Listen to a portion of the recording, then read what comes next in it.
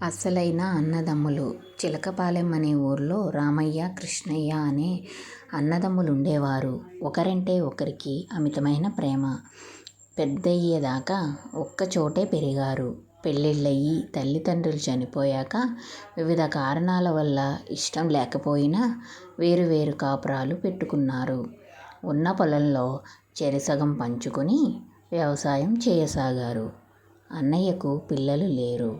రేపటి కోసం వెనకేసుకోకపోతే ఇబ్బందులు పడతాడేమో అనే భావనతో తన పొలం పండగానే 20 బస్తాల ధాన్యాన్ని తీసుకెళ్ళి ఎవరికీ తెలియకుండా అన్న ధాన్యపు కొట్టులో పోసేవాడు కృష్ణయ్య.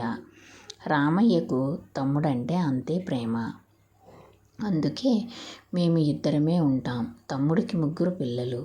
వాళ్ళు చేతికొచ్చిందాకా సంసారాన్ని ఎలా ఈదుకొస్తాడో అనుకుంటూ తన పంటలోంచి 20 బస్తాల వడ్లను తీసుకెళ్ళి ఎవరూ చూడని సమయంలో అన్న గుమ్మిలో పోసేవాడు.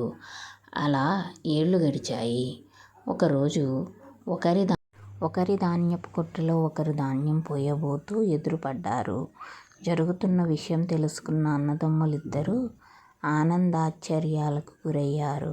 తన తమ్ముడి గొప్పదనం గురించి అన్న, అన్నయ్య ప్రేమ గురించి తమ్ముడు ఊళ్లో వాళ్లకు చెప్పడంతో అన్నదమ్ములంటే రామయ్య, కృష్ణయ్యల్లా ఉండాలి అని చెప్పుకునేవారు ఊళ్లో వాళ్లంతా.